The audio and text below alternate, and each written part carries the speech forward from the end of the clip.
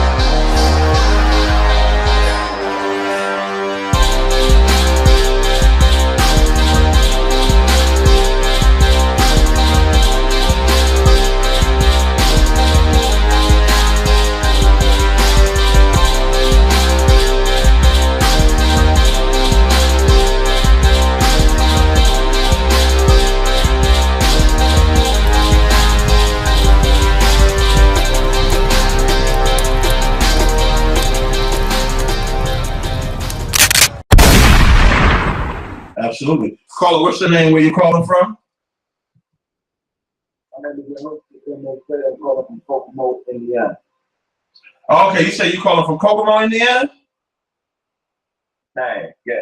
Okay, no sweat. You had a question or comment, brother? I didn't know what the topic. Want to be up to date on the topic. The topic we was talking about, particularly right now, today we do what's called scripture breakdown. So we usually take questions on Facebook or we take questions from callers. But what I was talking about just now, before I got into scripture breakdown, I was talking about the sister that just got killed by the police in New York City, the 66-year-old mentally challenged lady that got killed by the police. That's what I was talking about.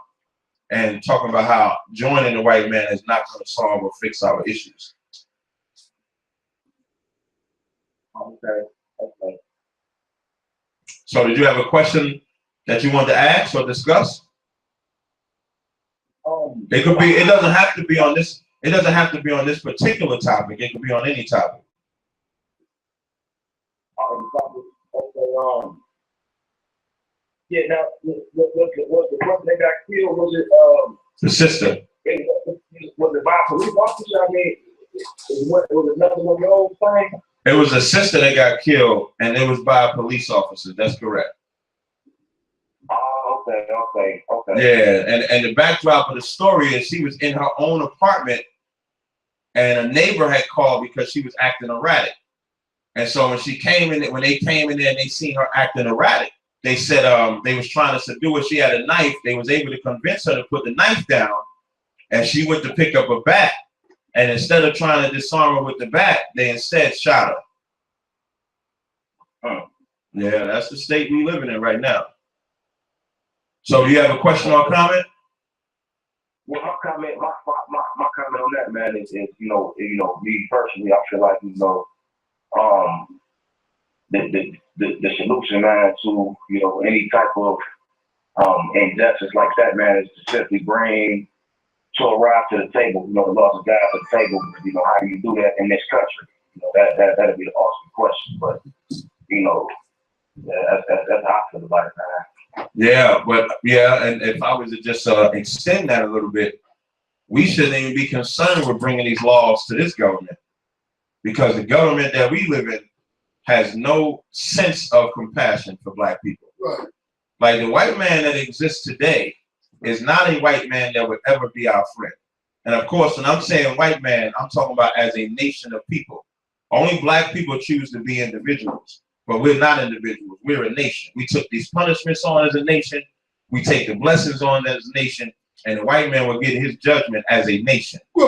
So there is no measure of justice that we would probably ever get from a white man, because the only measure of justice that I can see from a white man is death or slavery or chains. That's the only justice that I can see. Okay. Yeah. Most I can see, I can see that on that concept right there. Right. That's a concept that's been with us, that's a concept right. with us for a minute, Absolutely. And, hey, what's your name again, brother? Yehoshua. Hey, Yehoshua, what I want you to do is, I don't want you to hang up, but this is a radio show, so I just got another call coming in, so just hold on, and I'm going to bring right back to you. Okay. All right. Caller, what's your name? Where you calling from? The emotion called Kokomo, Indiana. Okay, you were the same brother also from Kokomo? Absolutely. Okay, hold on 1 second. Caller, what's your name? Where you calling from? Yeah, this is Vicky Young. I'm calling from Little Rock, Arkansas. Okay, you got a question or comment, brother? Yeah. I want you to do, can you do a scripture breakdown on Revelations 12:1? Revelations, which one? You said 7 and 1? 12 and 1? Yeah. Okay, grab Revelations 12 and 1 real fast. Where you say you was from again, brother? From Little Rock, Arkansas. I got you. Yeah, read it. If you got it. Revelations chapter 12, verse 1. Mm-hmm. And there appeared a great wonder in heaven, Mm-hmm. a woman clothed with the sun, Mm-hmm. and the moon under her feet, Mm-hmm. and upon her head a crown of 12 stars. Okay, now what's your question? You just need to understand what that's talking about. Right.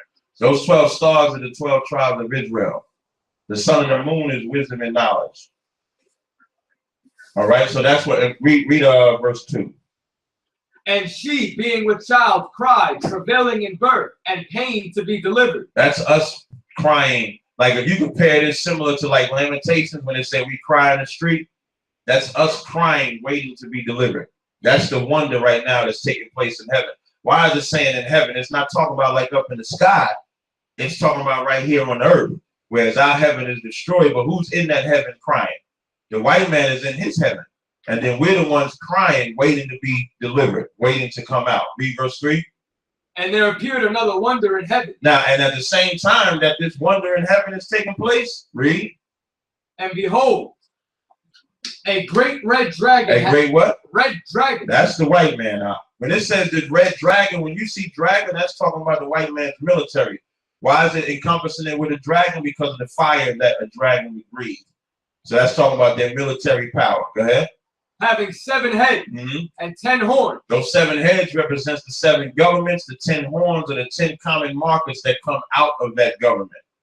So that's what Revelations 12 and 1 is talking about. It's talking about us being delivered out of this captivity. And as we're trying to get delivered out of this captivity, the white man is trying to prevent us from doing that. The white man is trying to wipe us off the face of the planet, which he's been doing since we've been here in America, brother. Right. Gotcha. All right. All right. All right, sure. All right, shalom, brother. You can bring back the other caller. Okay, I believe this is your host, right? Okay, your partner just called. I'm gonna conference you in. I believe you had another brother calling, so you can conference him in. Just hit conference, and then hit the that line. See CONF, and then hit the second line.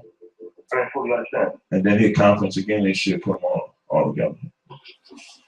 Okay, your host, were you there with the other brother? Yeah, me and the other brother, yeah, we here.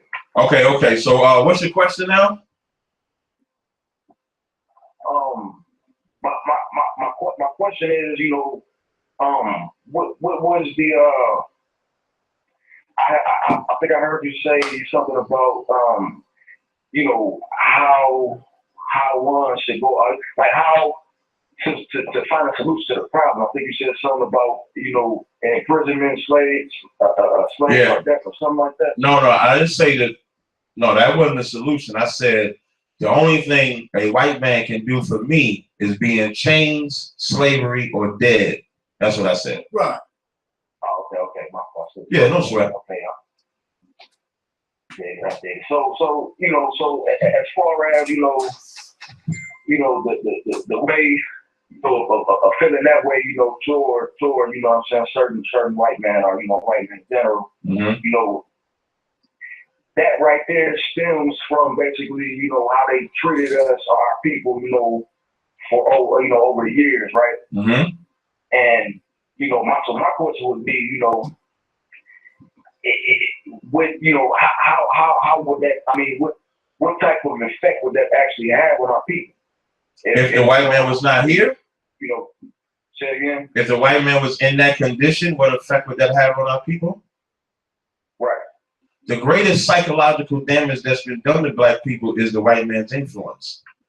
Us coming over here in slavery, being beat down. Let's say For the sake of argument, slavery was over in the late 1800s.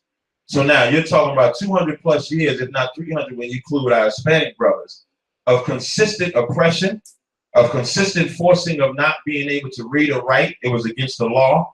Not being able to learn except what the white man told you, and being beat down. And then after that, they said, okay, now you're free. But when they said you was free, they didn't give you anything.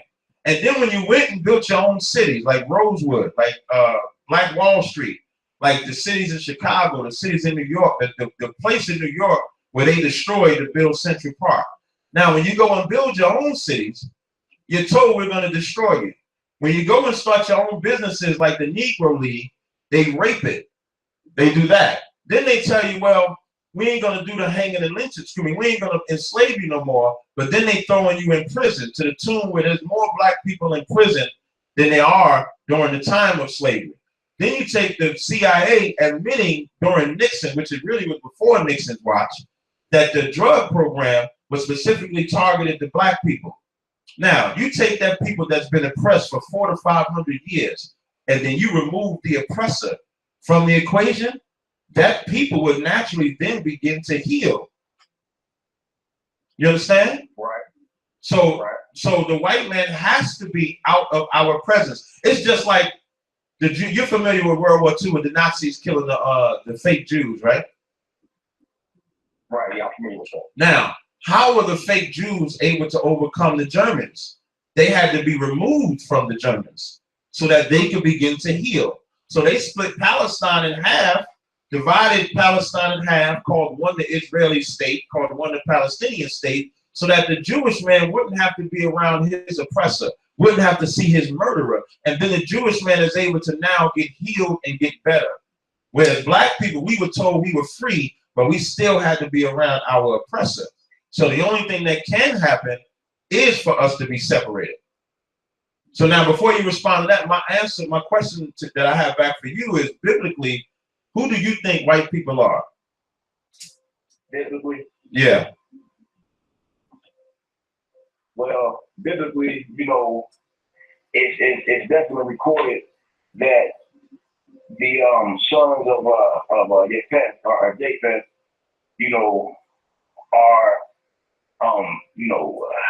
geographically, would definitely be considered Europeans, white people in general, simply because, he inhabited the land or the area in the northern part of the world, which we consider now Europe, in that whole area. So, and then when it speaks about, Ashkenaz and things like that, and then you can link that with, Ashkenazi Jews, European Jews. So, that right there would definitely be, a big indicator, who, quote unquote, if they're, white people. Yeah, that right there would seem to be the answer. That right there would seem to be,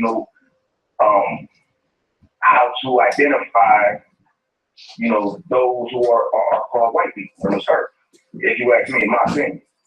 I got you. Now, notice I asked you biblically who they would be, and then you mentioned Japhet.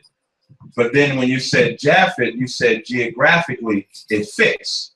So now geographically, you have Jewish people in Israel, but they're not Israelites, because we know we're geographically. If we was to go by geographically, we would not be Israelites, even though we are, because after 70 AD, we was then moved or transported out of Israel into parts of Africa, into Europe, where we ruled Europe for a certain amount of time. So geographically wouldn't necessarily be enough, because we know biblically there is no such word as European. There is no such word as, let's say, Italy or Italian. No, I'm sorry, Italian isn't there.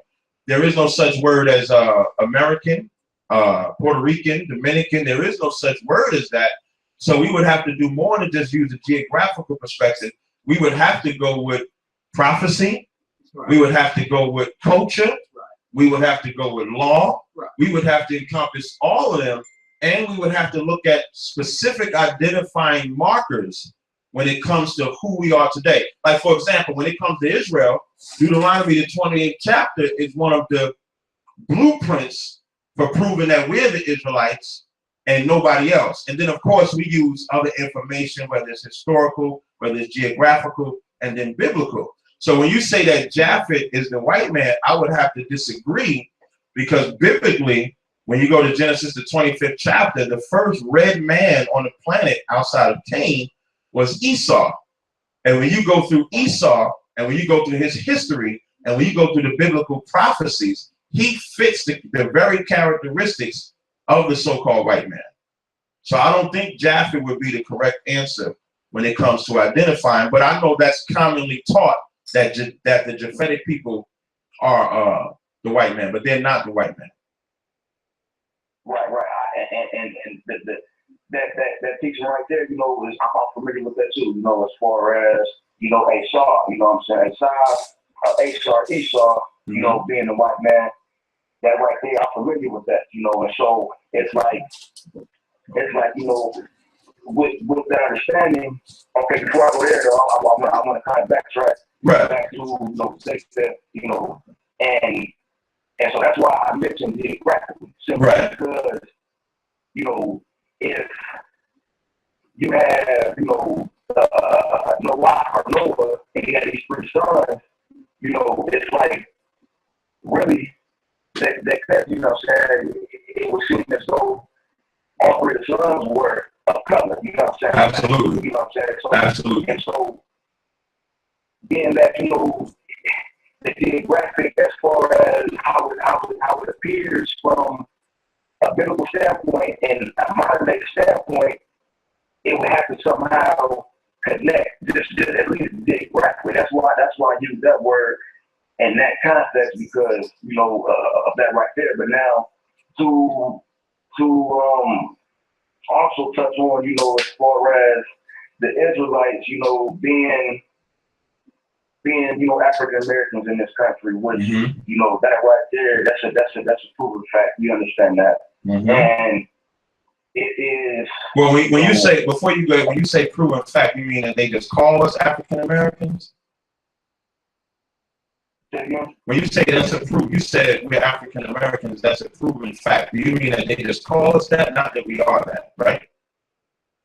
No, I'm saying that we're African Americans. Okay, I got you now. I'm with you. Okay, I got you. Yeah. Okay. Yeah, you know, so I mean, it's you know, we can prove it, and then, but see, now to go to delve a little deeper into it, it's like, okay, if we can make this claim, then, and when we look back on Torah, it specifically speaks about the children of Israel being dispersed to the 4 corners of the earth. Now, when I look up and I see and I hear about, you know, Israelites or Jews or, you know, Hebrews claiming to be Israelites or Jews or Hebrews in Asia, and then in Europe, and then in Africa, that I see it go on the West, I say to myself, okay, well, let me take a closer look at this, because we can most definitely claim this descent from our history, from, you know, the transatlantic slave trade, you know, from the western shore to Africa. We can trace it all the way back. Now, when I look at the Asians, you know, and the people over there in Asia, whatever part they're in, and they claim to be Israel, and if they come with some type of historical facts of their people, how they got there, I'm like, okay, I really can't. I mean, how can I refute it? Simply because Torah and the prophets speak about us going to the 4 corners of the earth. Right. Now, now with that said, that's the same thing how you know Esau, the so-called white man. The very same way that you just broke down how nobody could claim to be us, because you would be able to go through the scriptures, you would be able to go through the history. You would then do the same thing with Esau. You made a mention of saying when Noah's 3 sons, they were all people or men of color, which is correct. So now we would have to say, who's the first man? Well, in this case, the second, well, let's say first man after the flood that was described as having a different color than everybody else. And that would be Esau. That's why you notice when Esau was born, it said the first one came out red and hairy all over like a garment. It never described Jacob's birth. Really, it never described anybody's birth as far as their look except Esau. And that's because that look was strange at that time.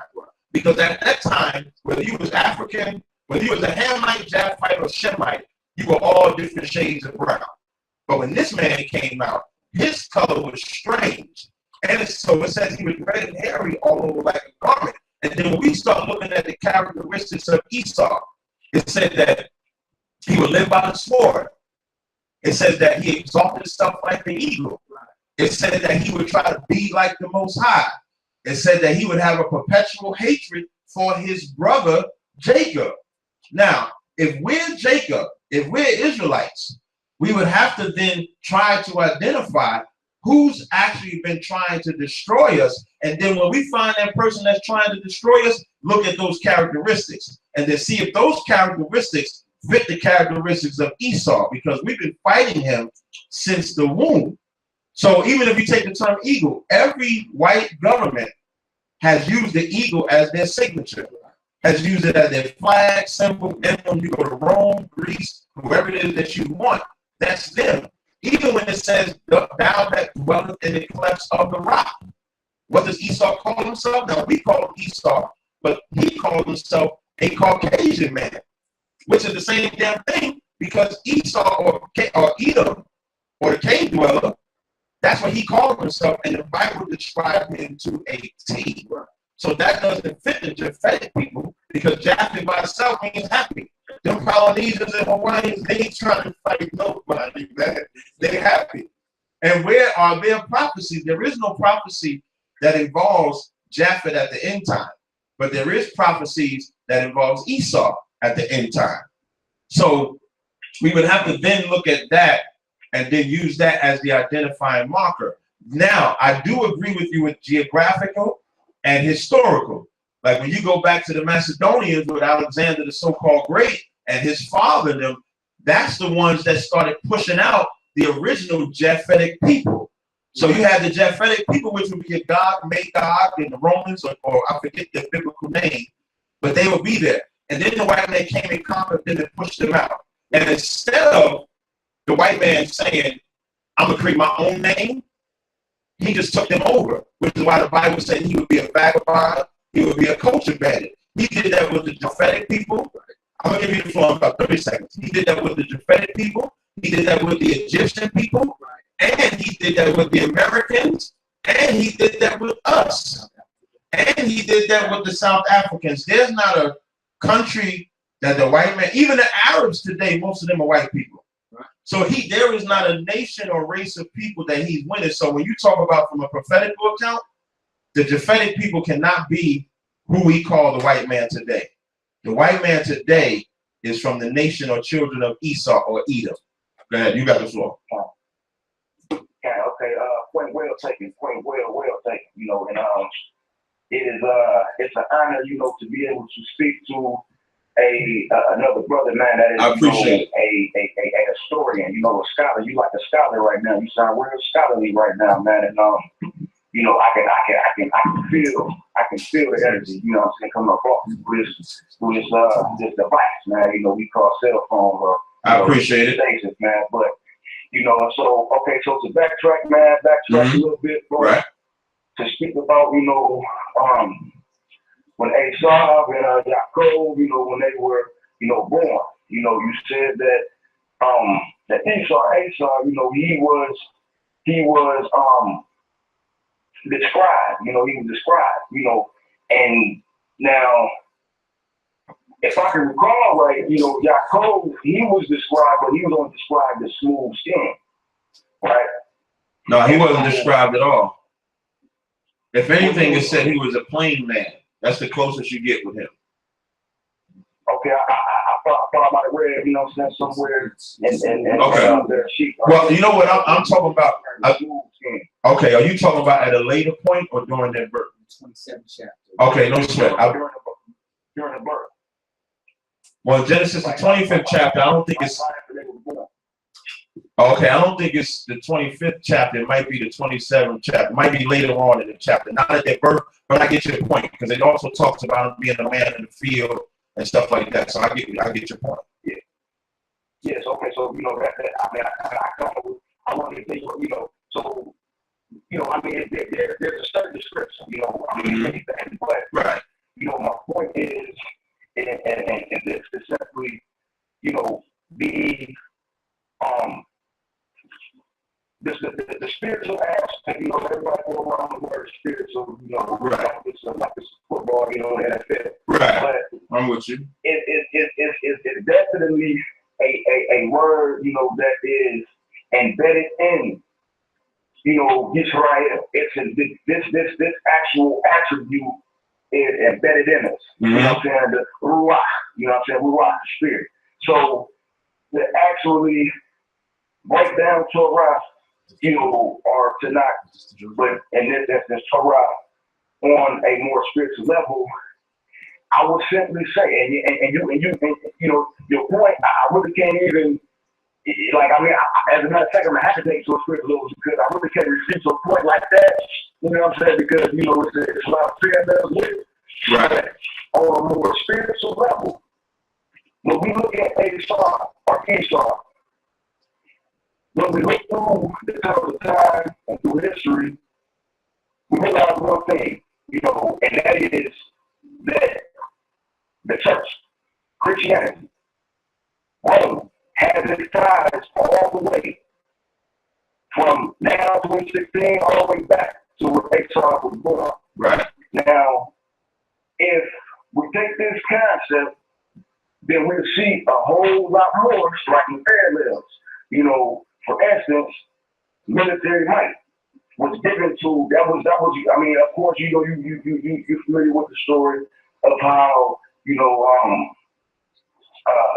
the father, you know, he blessed his son with the sword, right? And Yaakov got the blessing, but also Esau got a blessing too. You know, his blessing was just simply military might. You know, right. Exactly. He would live by the sword. Right.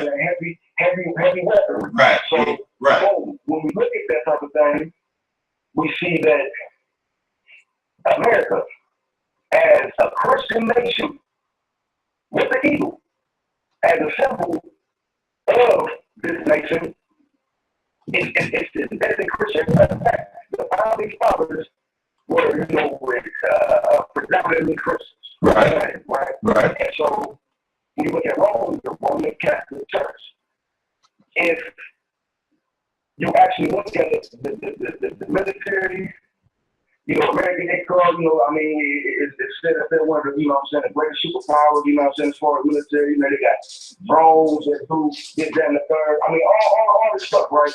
And they can go as high as the eagle's nest.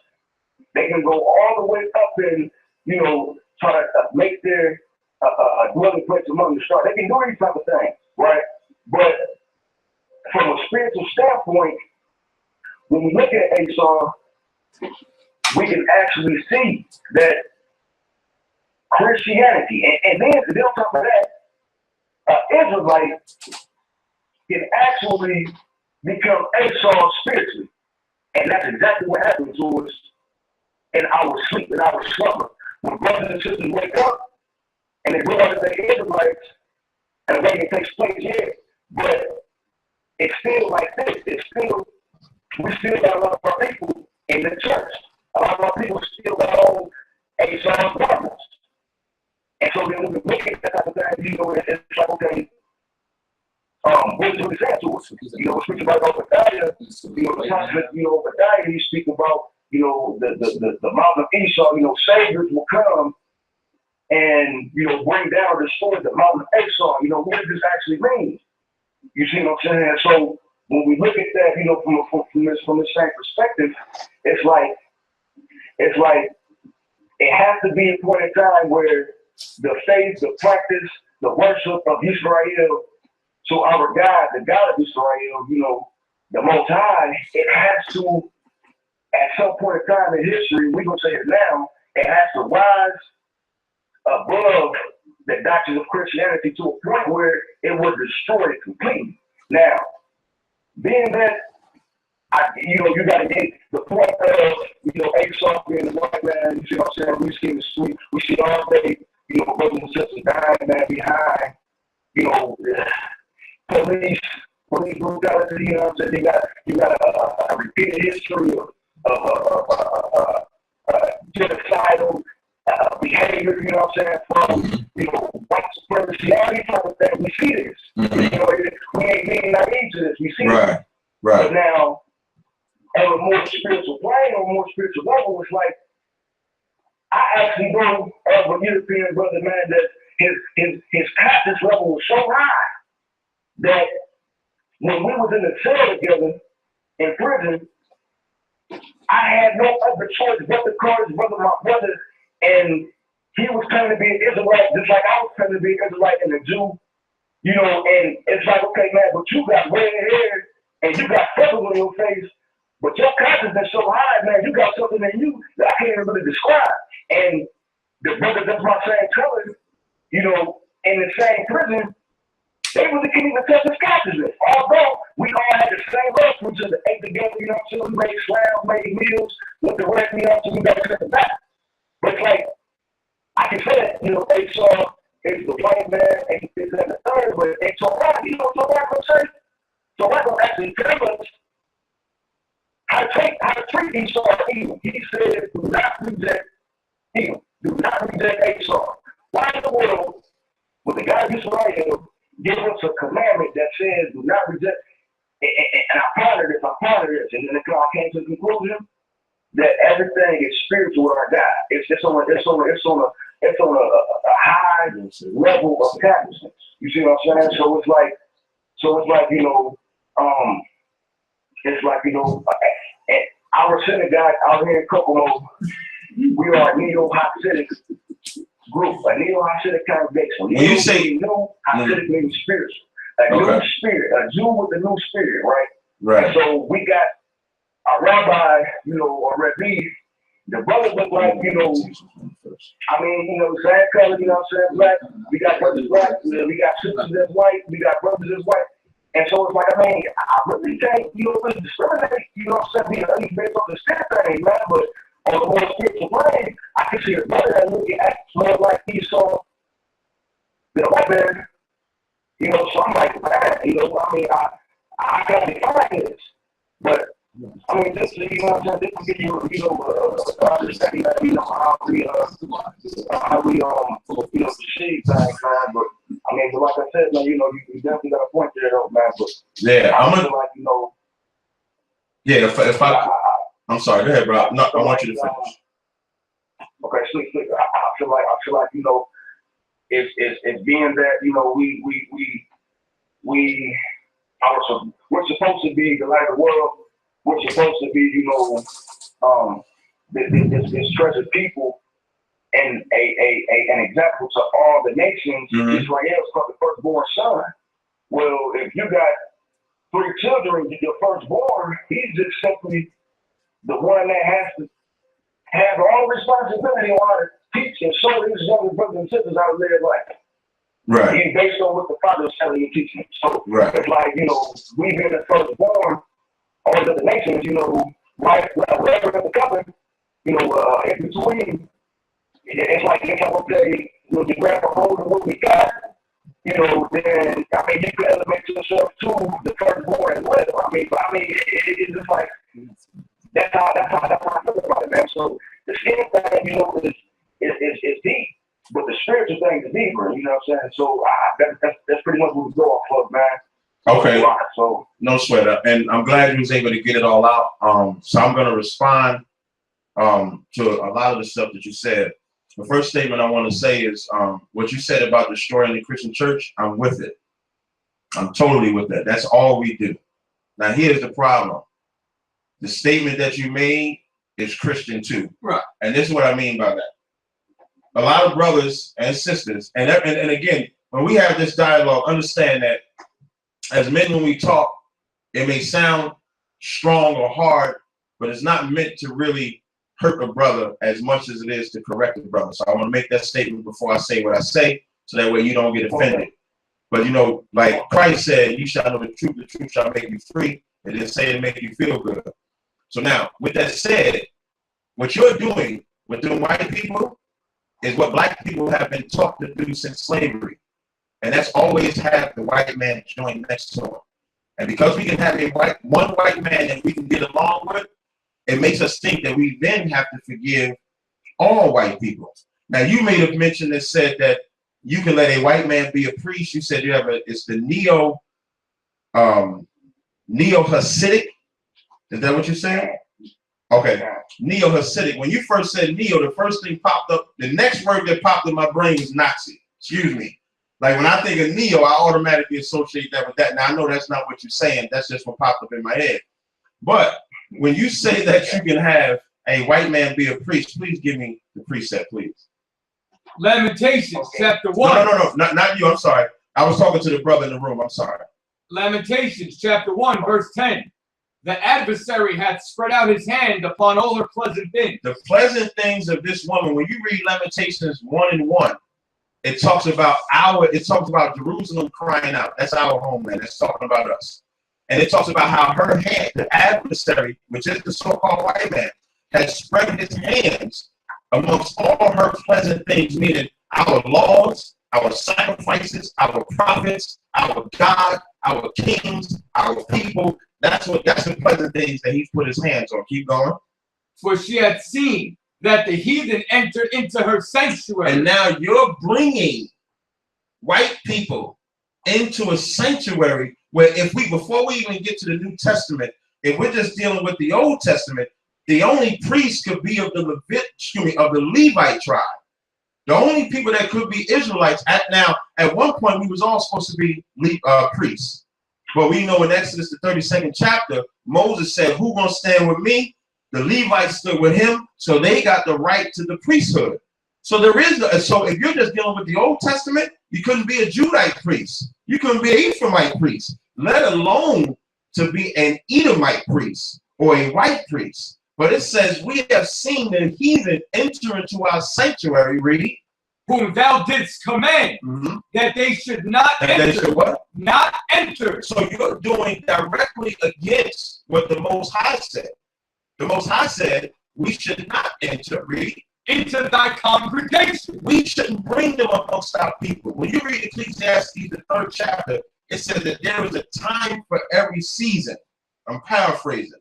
This is not the time to be in a state of, because a white person is nice to me, I'm going to be nice to all white people, or I'm going to let this person teach my people. Because that's the same thing the Native Indians did when the white man came over here. They saw a white man and was nice to him. They're going to be celebrating Thanksgiving next month. Martin Luther King taught us to all bow down to the white man, and we have not reaped any of the benefits. So it's actually against God to even say, let a non-Israelite be a priest, let alone a white man. You made a point to say that the Bible says we're not supposed to reject Esau. That's not what it says. The Bible actually says, thou shalt not abhor an Edomite.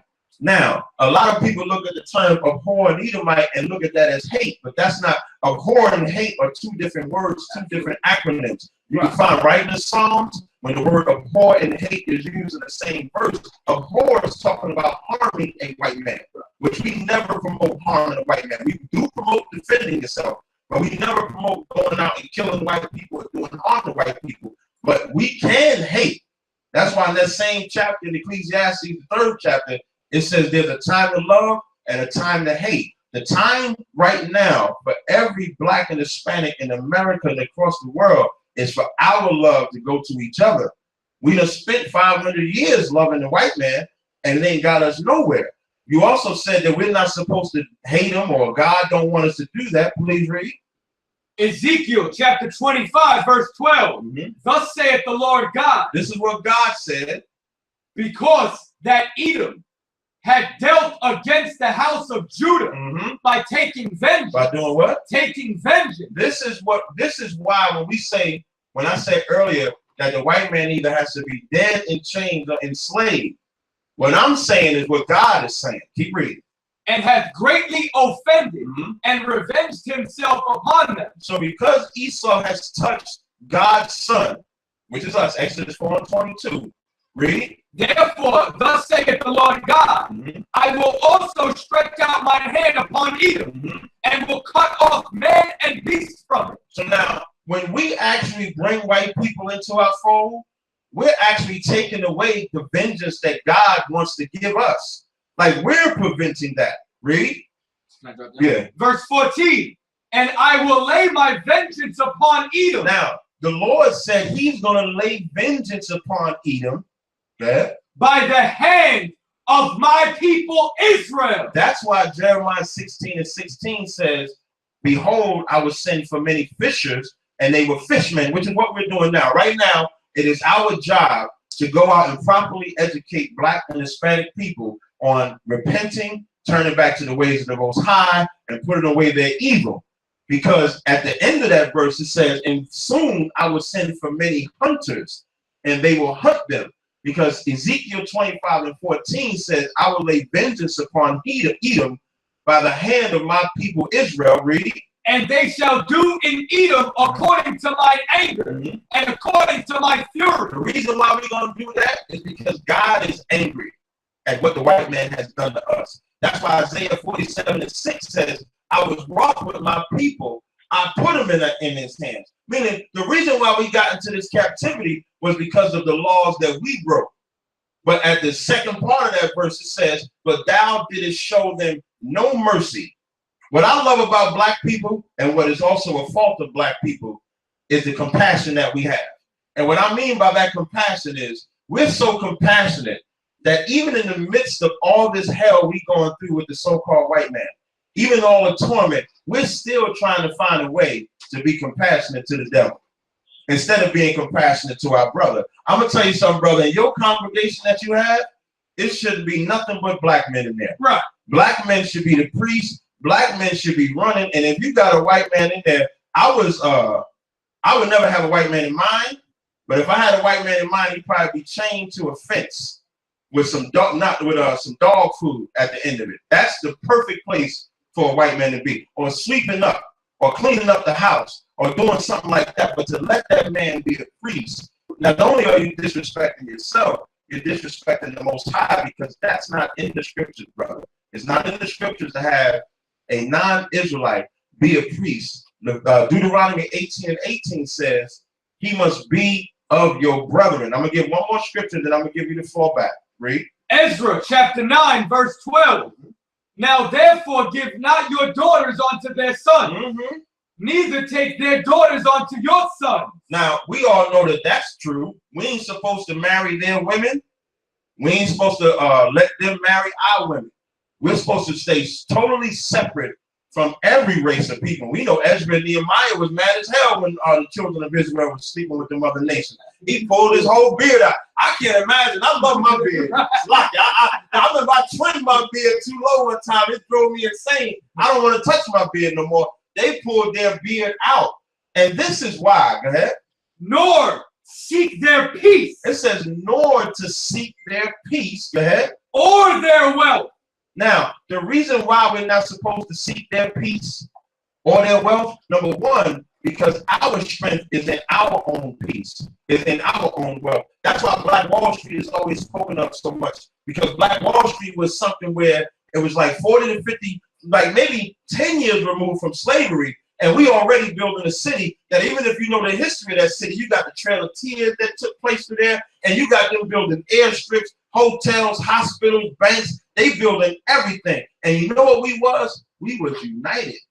And when we was united, we got strong. And when they destroyed Black Wall Street, they built Black Wall Street, but they invited white people in there. And it's never been strong again. Read. Forever. Now, we're not supposed to do anything with them that we may be strong.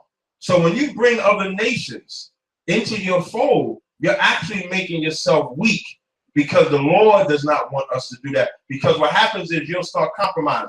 You'll compromise with a white man. You'll compromise with an African or a Chinese or Japanese, because you're bringing really Christianity into the fold. And when I say Christianity, I'm not talking necessarily the belief system, but the concept that God loves everybody, and we got to be a light to the Gentiles, not knowing those Gentiles as Israelites. And so that's where we drop the ball. You got the floor, brother. Guys, hold on.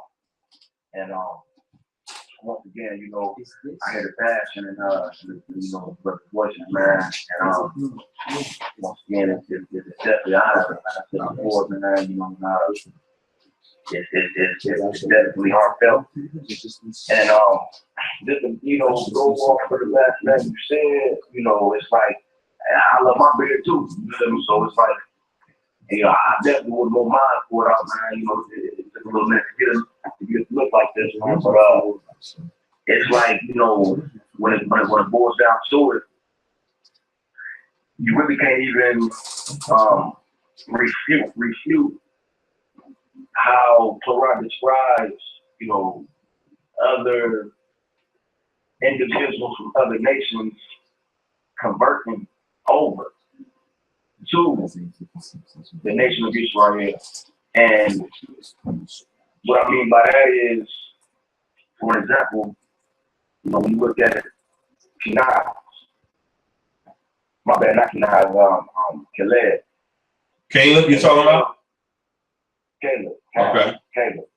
And before I go there too, are you reading from the Holy Bible or the King James Version? Because I noticed when in the verse when you was talking about, you know, you shall abhor, you should not abhor, you know, an Edomite. What version is that? Let's say we would only read from the King James Bible. So you're correct in that statement. Okay, King James. Now, it once again, I mean, actually, to go over what you said, you know, and use your own words, you know, I would not get on this call, you know, in order to, you know, and have the intentions to offend brothers. You know, that's something I want to do, you know, but yeah, if there is any type of offense, or, you know, if I do offend brothers, you know, I from the jump, man, you know, forgive me for it. Well, I'll give you the disclaimer, brother. You fine with me. Yeah, you good. However you gotta feel. As men, that's why I said in the beginning, as men, you know, we talk. You know what I mean? So as men, whatever you got to say, I'm fine with it, brother.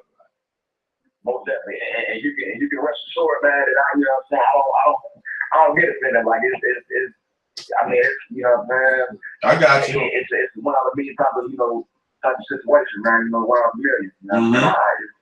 But okay, so now the statement that you made, you know, using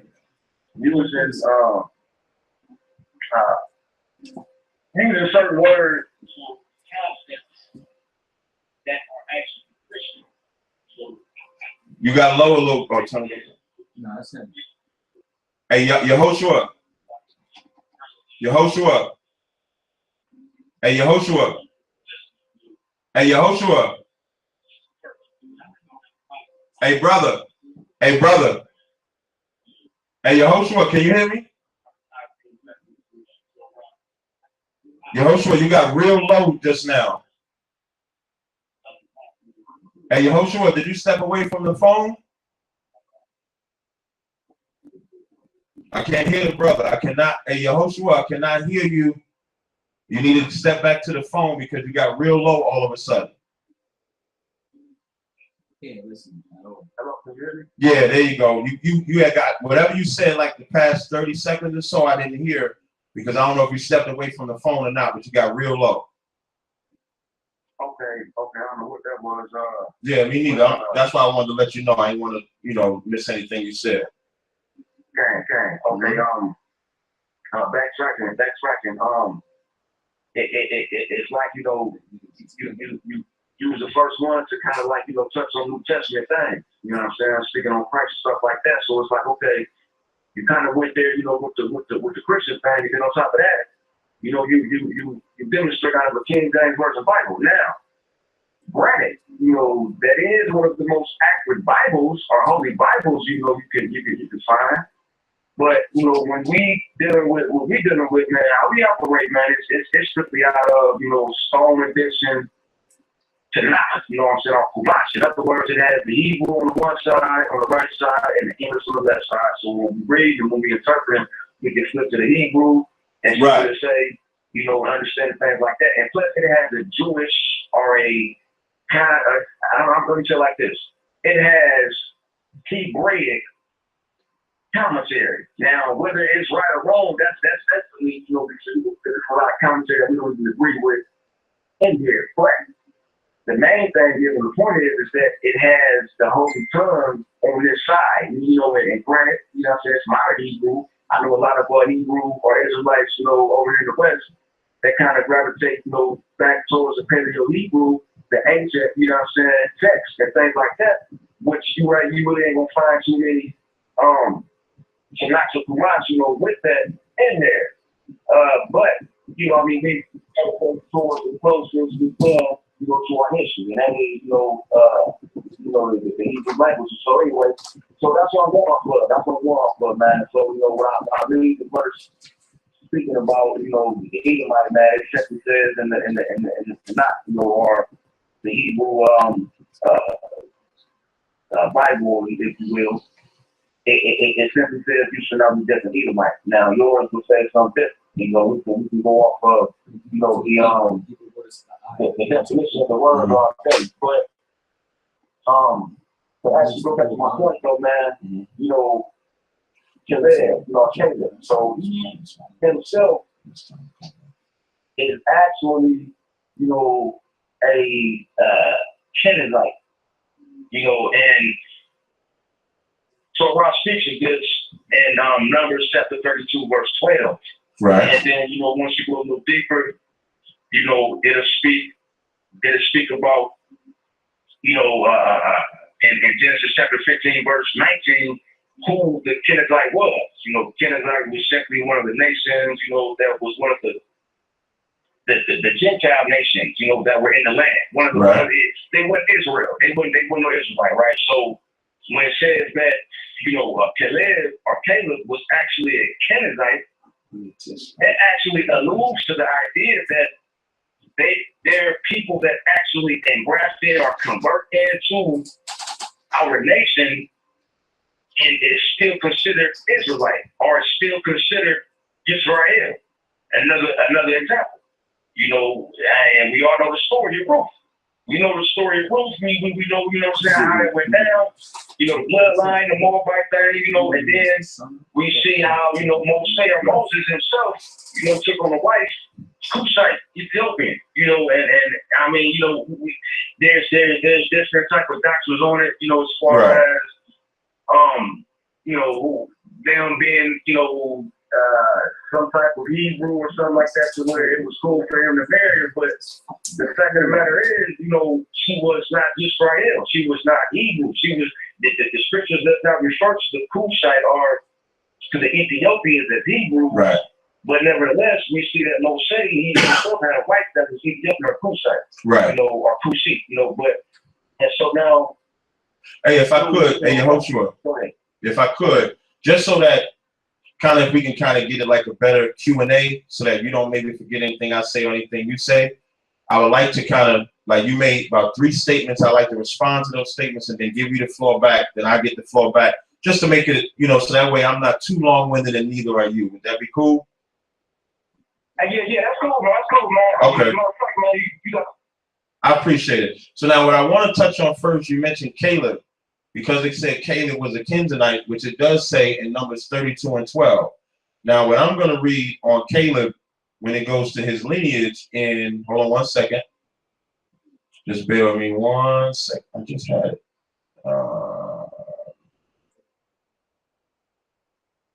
Just bear with me. Hold on. I'm just trying to get the correct lineage. I'm going to give you the Bible dictionary first on Caleb, and then I'm going to give you a precept on it, on what the word it is. This is the Bible dictionary on the word Caleb. It says the son of Jephunneh, the Kenizzite, the prince of Judah, who represented his tribe among the 12 chief men whom Moses sent from the wilderness. Now, why is that important? Because it would sound like there's a contradiction here. Because, of course, it does call Caleb a Kenizzite. But then it also, when it goes into Chronicles and it runs down his tribe, he's referred to as the tribe of Judah as well. So now what does it mean when it says he's a Kenizzite? I can only give a precept. How does I read the precept? 1 Kings chapter 17, verse 1. And Elijah the Tishbite. Elijah what? The Tishbite. Now we know that Elijah was a Levite. So why is it now saying Elijah the Tishbite? Keep reading it. Who was the inhabitant of Gilead. Why is that important? Because when you see the term it it could represent the tribe or father or clan that you come from, or it can represent the inhabitant that you lived in. No different than a Chinese man living in America is still may be considered American because he's living in that land, but he's Chinese nonetheless. So a New Yorkian or an Ethiopian, if you're not living, excuse me, if you're living in Ethiopia, but you're not Ethiopian. So now when they called Elijah the Tishbite, nobody ever questions was he an Israelite or not, because we know what he was. Same thing with Caleb. You know, Caleb was an Israelite because he rolled with Moses, because he rolled with Joshua, and he was one of the pillars. And when we came out of Egypt, the Lord made a point to make a difference. Exodus 11:7, he made a difference between Israel and Egypt. So it had to be a separation in order for us to come into that land. You also mentioned Ruth. Ruth falls into that same category. When number one, which I'll have Kadazai explain a little bit, but when you read Ruth 2:6, when they speaking about Ruth, they say, and the servant that was set over the reapers answered and said, it is the Moabite Tish damsel that came back with Naomi out of the country of Moab. They're calling her Moabite Tish woman. The ISH, just like the Jewish man, means to be like. You can precept that with Leviticus when they call a woman an Israelite Tish woman, because her father was an Egyptian, but she was living amongst the Israelites. So we have to be very careful when we say somebody is not an Israelite. When you can go into the like how you know Caleb was an Israelite, because you can look him up chronologically in the book of Chronicles, and they only chronicleize Israelites. You can do the same thing with Elijah. He was called a Tishbite, but yet we know that he was an Israelite as well. So I know it may seem like these men or women might have been non-Israelites, but they weren't. You also mentioned Moses getting the Ethiopian women. That was before the burning bush. What we say is, like, that was before he came into the truth. What I mean by before he came into the truth, that's before he met the Most High, and that's before he gave the commandments of the law. Meaning we were always supposed to be separate, but did somebody come in? We were always told to be separate, but we had to, but at that time we was living however we wanted to live. That's why when Aaron and Miriam tried to say something to Moses, the Lord said, I would deal with Moses. Because what that meant was brothers did things before they came into the truth. You can't judge them for the mistakes that they made prior to, but you have to make sure that you don't do it once you come into the knowledge. You got the floor back, brother.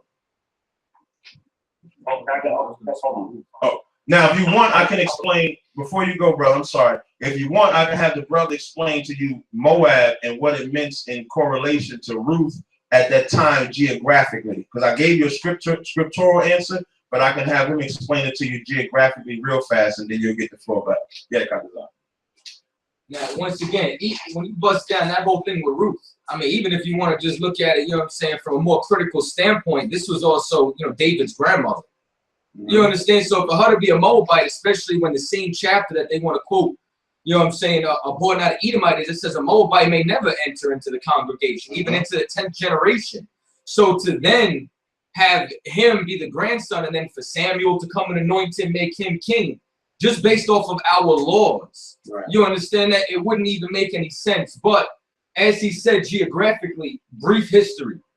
When you go and you take a look at that land, there's certain land masses that remain the same, even though it was conquered by different folks. For example, I'm just going to give you a quick example and then give you a brief history. When you read Numbers, the 36th chapter and the 13th verse, it says, these are the commandments and the judgments which the Lord commanded by the hand of Moses unto the children of Israel in the plains of Moab by Jordan near Jericho.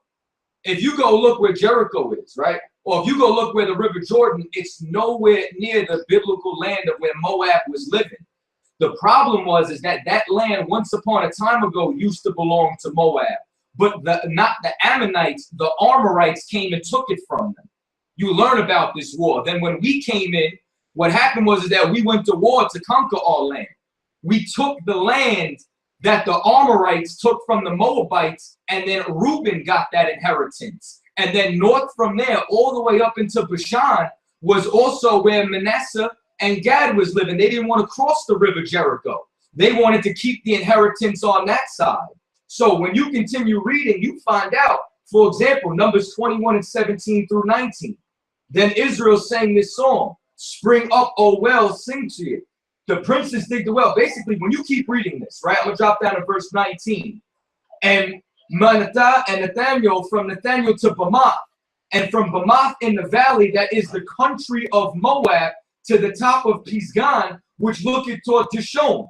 You look at Bamoth, it's literally in the land of where Reuben's inheritance was, which is right next to Jericho, which is the country or the plains of Moab. And the whole reason why, when you read in Ruth 1:1, why Naomi went over there was because there was a famine in the land of Judah. So when there's a famine in your land, where are you going to go? You're going to stay in the city? You go to the countryside. That's what the plains or the countryside was. It was more rural. There would be food there. All you got to do is look on a map, and you'll find out that this land, they still call the plains of Moab, even though we were there for, hundreds of years. Last point that I'm going to make, this happens today. You got an area in New York called Clinton. We still call it Hell's Kitchen. You got the Triborough Bridge. They call the RFK Bridge. It's still the Triborough Bridge. So there were certain land masses which remain the same. You just got to understand some biblical history to understand that this was an Israelite woman who was living in the land of Reuben that we conquered from the Amorites who took it from Moab. Just like her husband was. You got the floor, brother. Okay.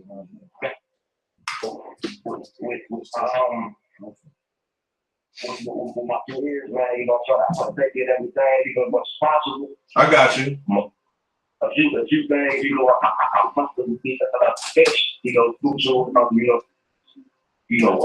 lot of, history at once, you know what I'm saying? But it's like this. It's like, okay, going back to Torah, and Deuteronomy chapter 3, when the brothers spoke about the Moabite, when they speak about the Moabite, and the Tonic that I have, or the Torah that I have right now for me, it simply says, and Ammonites or Moabites shall not enter. This is Deuteronomy chapter 23, verse 4. An Ammonite or Moabite shall not enter the congregation.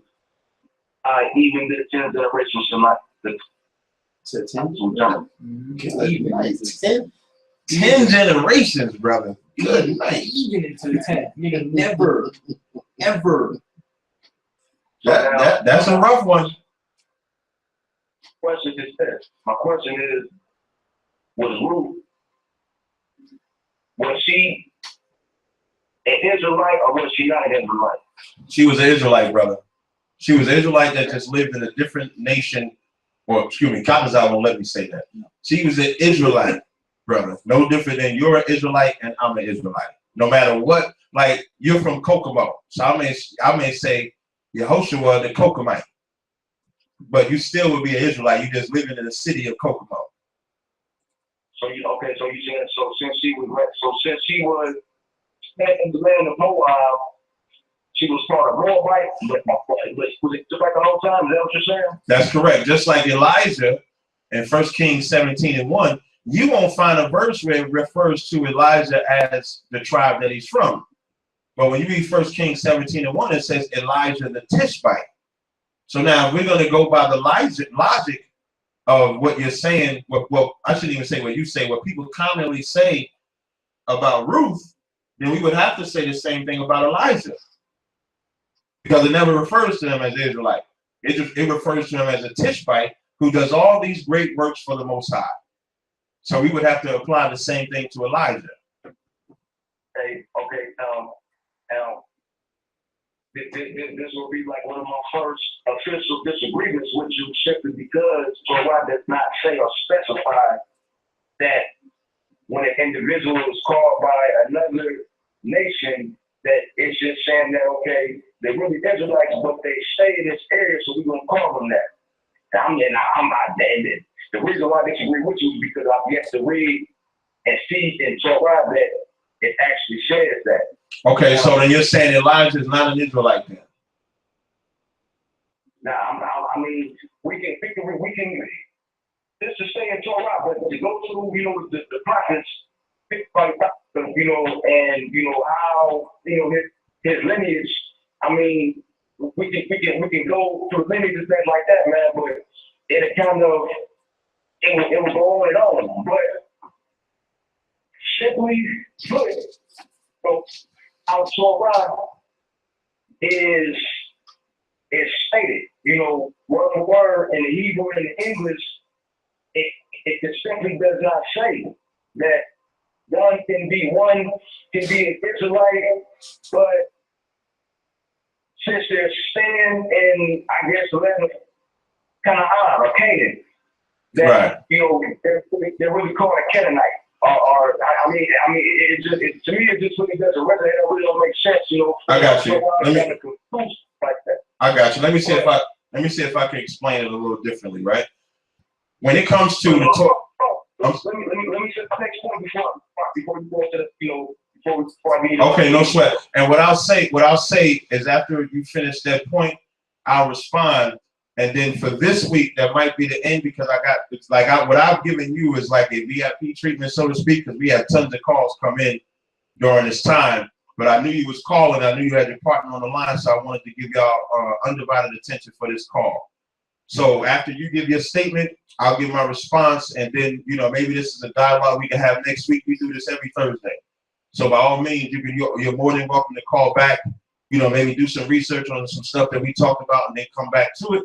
But this will be the last response from you, and I'll respond, and then, you know, we'll move forward from there. Okay, cool.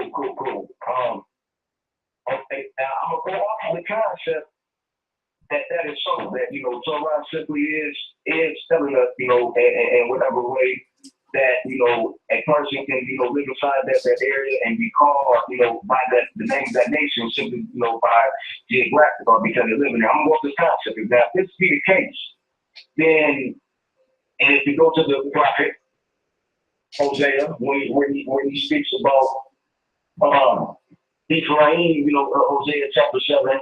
Verse 8, I'm sure you know brothers is familiar with this verse. It says, Ephraim. Which verse was that, brother? Which verse was? Hosea 7 chapter. Okay, Hosea 7. I just want to make sure I was with you. That's all. I'm sorry, brother. Go ahead. Yeah, Hosea chapter 7, verse 8, it says, Ephraim was like a cake that turned of the verse, you know, light on one side, dark on the other. You know, Right. One side, you know, white. On one side, the dark side of the light. Okay. Going off the concept, you know, that, you know, he gave me as far as, you know, one can be called by another nation if they can be Israelite, but they're in that area, and you know they're called that. Go off that concept. Who's to say that? Okay, for instance, a white man, or I'm gonna say a cake that's real white, and they're claiming to be Israel, and they're in a specific area, and they're claiming to be Israel, but they're called by another name. Who's to say that they're not an Israelite based off of the concept that you just gave? Who's to say that they're not an Israelite simply when the prophet said that we would be intermingling and mixed like a cake, like a pancake, dark on one side, light on the other? Who's to say that a white man or a white woman to be a Jew?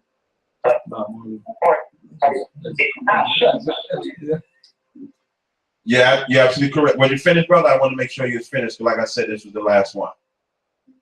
Okay. Yeah, I'm finished. I appreciate it. Brother, what you just said is actually correct as well. So now, just to start from the beginning of what you said you ain't seen nowhere in the Torah where you would be called something else, but you would still be an Israelite.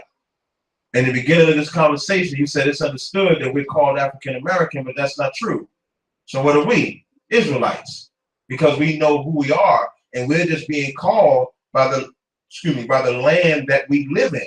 So even like that concept is not new. Like the scriptures say, there's no new thing under the sun. So the concept of calling someone by the city that they lived in is not new.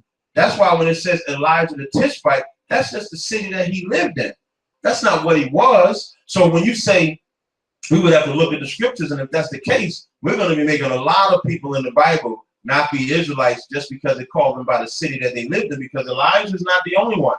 Just like Caleb isn't the only one. Just like Ruth isn't the only one. So then you pulled up Hosea 7 and 8. Ephraim had mixed itself among the people as a cake not turned. And your breakdown of that was correct when it's talking about light on one side, dark on the other side. So how do we know that somebody that looks white would not actually be an Israelite? When we talk about the white man, you notice when me and you were talking on this phone call, we called him white. Well, we predominantly called him Esau or Edom by the nation that he's called biblically. We call him white today only because that's what he identifies himself as. But this really has nothing to do with skin tone, because you have brothers that are very light, brothers that are very dark. I'll give you an example. Bob Marley would be a white man because his father is white. You being an Israelite, you know that you are the seed of your father. So although he has dark skin, he couldn't stand next to me, and neither could his sons, because his daddy is a 50, 60-year-old white man that slept with a black woman and produced those kids. Now, let's say if you got a light-skinned brother, or if you got a brother that slept with a white woman, so his complexion may come out a little light. Or you can have two black couples that have a child that's like, I'm light, and I got a black mother and a black father, and I'm light-skinned. That doesn't negate the tribe that I come from. So this is not about skin color. When we say white people, we're talking about not only their reputation, but them as a nation, not them as a skin color. They call themselves, if they only call themselves Caucasians, you would hear us say the Caucasoid is a devil, or the white man is a devil, or Esau is a devil. That's what we call them. It has nothing really to do with skin color, because even us, Israel, Jeremiah 12 and 9, it says, my heritage is unto me as a speckled bird, which means we come in many colors. So this is not a color battle. The only time we really deal with color is when we got to prove who we are, which I'm pretty sure, well, I don't know if you go through that because you let white people be priests, but I know for us, when we cut that Jewish man, we make sure to go into when Moses put his hand in that bosom and it came out white, and when he put it back in, it was back with the other color. We go through that. We go through Jeremiah 14 and 2. We go through Daniel 10, 5 and 6 to describe that color. The reason why we describe that color is because that's the battle that all Israelites face, because this devil got his hands on our records. And because he got his hands on our records, it is our duty to fight to take it back. And we cannot get that back if we allow other nations, specifically white people, being that you said you let them be a priest, they cannot be in. But let's say if you got a light-skinned brother with you and you find out his daddy was white, daddy was black, or his great-granddaddy was black. It wouldn't matter what his skin color is. You should let that brother come in and don't be ashamed of it. But if he's a straight-up white man, he cannot come into that congregation, brother. And with that, I'm going to go ahead and close it out. You know, again, I appreciate the dialogue that we had. Like I said, we do this every Thursday. Every Thursday. It's really like Thursday to Friday because it starts at midnight. But every Thursday we do this. If you want to call in, you can call in. If you want to contact me, I'm Tabari out on Facebook. Let nobody tell you crack. You know why? Because I never saw you before. But you are a black man like me. And it works out. My whole life was trying to find something to follow. Had loyalty, every man tried to borrow. Felt pain and a lot of sorrow. Got betrayed, so packed, I didn't even have my heart broke. Living confused, about to lose hope. Cops got me on the side of the road like a sideshow. Need an antidote before I croak. Now I'm setting fire to rhythm man blues, call this guitar smoke. Rebel with no cause, trying to find direction. The world got me vexed. Picked up a bad liquor habit that's hereditary from oppression. Felt like my life was on fire, trying to find an exit. Now look, 10 G's plus a good wreck. Sometimes a follower is a soldier, trying to find a good shepherd. Plus when you in hell, how do you excel? Wisdom the breath of life, I don't believe in fairy tale. Listen well to what I tell. No calling can cause pain. Something that a rebel knows very well. Can't you tell I was sent from the Lord?